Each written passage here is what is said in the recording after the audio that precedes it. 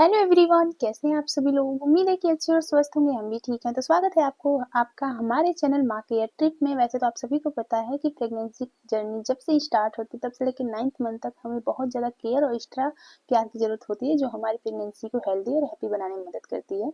तो थंबनेल देख के तो पता चल ही गया होगा कि मैं आज किस बारे में बात करने वाली हूँ। जी हाँ, काफ़ी ज़्यादा डाउट होता है हर माँ का कि गोरा बच्चा कैसे करें और काले बच्चे क्यों पैदा हो जाते हैं। जैसे कहते हैं ना कि सॉरी बुरा मत मानिएगा, क्योंकि ये एक लॉजिक है।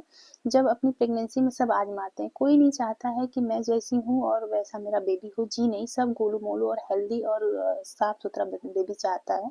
कहते हैं ना कि और सारे बच्चे एक जैसे ही हमारी डिलीवरी जब होती है तो बेबी हमारे एक जैसे ही कलर के होते हैं। सारे साफ सुथरे गोरे गोले मोले गोरे से होते हैं। लेकिन धीरे धीरे जैसे उनका कहते हैं ना कि जैसे उनका मंथ बाय मंथ उनका एज बढ़ना स्टार्ट होता है, उनका तभी हल्का हल्का उनका जो है कि जो होता है ना कि उनका कलर चेंज होने लगता है हल्का हल्का। तो हम लोग को लगता है कि मेरा बेबी तो गोरा पैदा हुआ था तो सांवला कैसे हो गया। तो चलिए जान लेते हैं कि ये किन गलतियों की वजह से होता है हमें। और वीडियो को लास्ट तक जरूर बने रहिएगा। वीडियो में ज़्यादा टाइम ना लेते हुए चलिए वीडियो को कर लेते हैं स्टार्ट। सबसे पहले कहेंगे, अगर आप लोग वीडियो में नए होंगे तो प्लीज़ चैनल को सब्सक्राइब कर लीजिएगा, वीडियो को लाइक करके शेयर जरूर कर दीजिएगा। अपनी राय कमेंट में देना जरूर बताइएगा कि क्या प्रेगनेंसी में आप खाए थे और आपका बेबी कैसा है। ठीक है, तो सबसे पहले मैं एक बात बताऊंगी आपको। सभी को बहुत डाउट डाउट रहता है कि मैं सबसे पहले केसर से शुरू कर लेते हैं हम लोग। केसर सब लोग सोचते हैं कि प्रेगनेंसी में भर भर के केसर खाने से मेरा बेबी एकदम गोलू मोलू और गोरा सा पैदा होगा। जी नहीं, कोई भी चीज़ आप अपने रेगुलर मात्रा में लीजिए। और कहते हैं ना क्वांटिटी ना ज़्यादा रहे ना कम रहे। रेगुलर जब हमें लेना है तो कहते हैं 3 से 4 दाने बहुत है हमारे लिए। अगर इससे ऊपर हम लोग केसर का सेवन बहुत ज़्यादा कर रहे हैं तो ये हमारा बहुत ज़्यादा गर्म होता है, आपको पता होना चाहिए, जो हमारे और हमारे बेबी के लिए दोनों हानिकारक हैं। क्योंकि किसी चीज़ की क्वांटिटी होती है लेवल, अगर हम लोग ज़्यादा क्वांटिटी में ले रहे हैं तो हमें डाइजेस्ट भी अच्छे से नहीं होगा और ऊपर से हमारे बेबी को भी कहते हैं ना कि नुकसान पहुंचाएगा। और केसर कब से शुरू करना चाहिए मैं ये भी बताऊंगी, क्योंकि बहुत लोग देखते हैं ना प्रेगनेंसी लग जाती है हमारी तो बहुत ज़्यादा डाउट में रहते हैं, पूछते रहते हैं कि क्या मैं केसर स्टार्ट कर दूं। तो देखिए, केसर का टाइमिंग होता है कि जब आपकी डिलीवरी तीसरे मंथ में पहुंच जाती है, जैसे कि तीसरी तिमाही हमारी लग जाती है, तब हमें केसर स्टार्ट करना चाहिए। क्योंकि उस समय में केसर का जो फायदा मिलता है ना, होता है ना, बीपी को कम करता है और हमारे जितने भी शरीर में हमारे होते हैं ना कि दर्द वगैरह होता है, हम लोग गर्म दूध के साथ एक तो उसको लेते हैं तो हमें उससे हमें बहुत बेनिफिट मिलता है, हमारी सेहत को भी लगता है, बेबी को भी बहुत अच्छे उसके कहते हैं कि तीसरा ट्राइमेस्टर लगते लगते हमारे बेबी का अच्छे से विकास हो जाता है। तो उसके स्किन पे जो हम लोग दूध के साथ उसको लेते हैं तो उसके स्किन पे भी बहुत ज़्यादा अच्छा काम करता है। उससे हमारा बेबी हेल्दी और गोला मोला होता ही है, साथ में उसका स्किन फेयर मतलब कि साफ सुथरी होती है केसर लेने से। ठीक है, तो केसर ज़्यादा मात्रा में भी नहीं लेना चाहिए और कम मात्रा में ना, उसका नेचुरल जितना भी वो है वो उस 3 से 4 दाने आप उसको ले सकते हैं।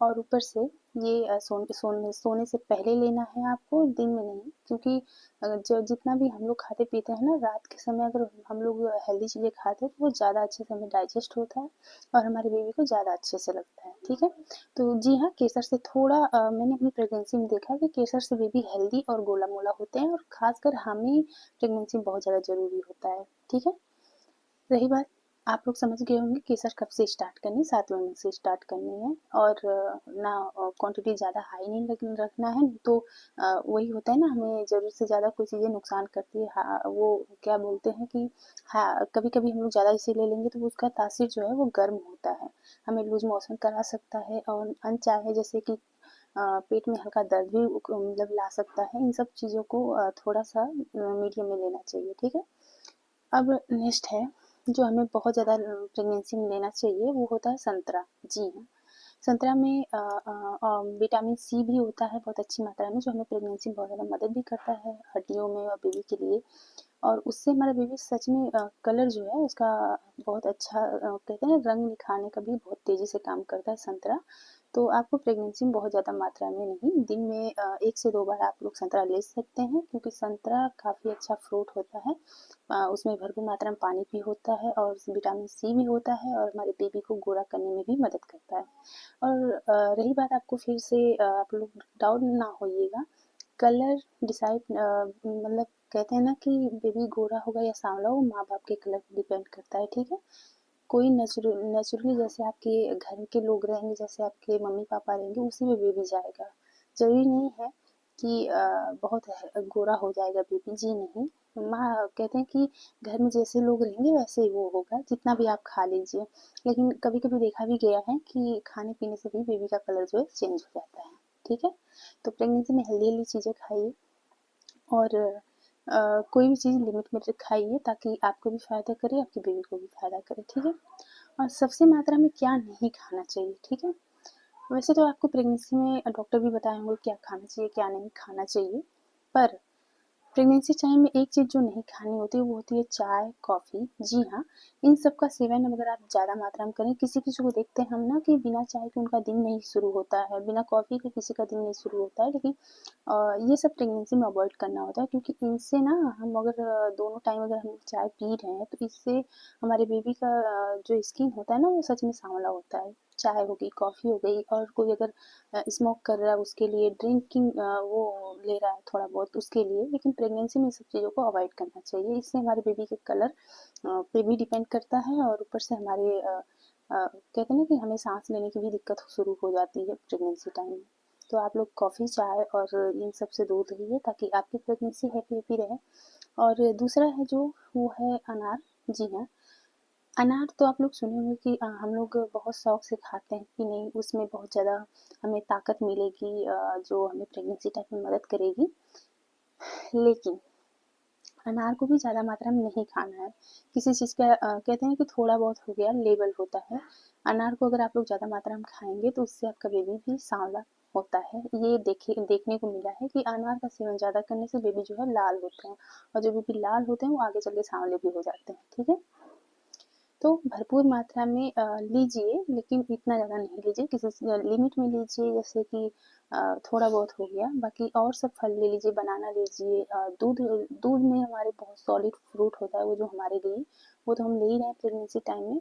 और उसके साथ साथ हम थोड़ा ड्राई फ्रूट भी ले सकते हैं, जैसे कि काजू हो गया, बादाम हो गया, और वगैरह जितने भी हमारे ऊपर है जितना हम ले सकते हैं। इन सब चीज़ खाने से ना प्रेगनेंसी में देखेंगे, जितना हम लोग ये चीज़ का सेवन किए रहेंगे, उतना ही हमारे बेबी को आगे चल के उसका कलर फेयर होगा, उसका हेल्दी ग्रो होगा, सब कुछ होगा। मैंने देखा है अपनी प्रेगनेंसी में, मैंने सारी चीज़ों को आजमाया है, आजमाया हुआ नुस्खा है कि प्रेगनेंसी टाइम में जो लोग पहले से रिलेटेड हैं, वो अपनी बहुओं को ये इतना ज़्यादा नहीं देना चाहते हैं। घर के बड़े की बात कर रही हूँ, बोलेंगे बेटा मोटा, मतलब बच्चा मोटा हो जाएगा तो होने में दिक्कत करेगा। जी नहीं, पहले खा पी के स्वस्थ रहेंगे, बेबी स्वस्थ रहेगा, देखा जाएगा। सब कुछ भगवान के हाथ में, ठीक है। तो आप लोग ज़रूर बताइएगा क्या क्या आप लोग अपने अपने मतलब कि प्रेगनेंसी में खाए हैं, और आपका बेबी कैसा हुआ है, फिर कमेंट करके ज़रूर बताइएगा, ठीक है। Bye bye.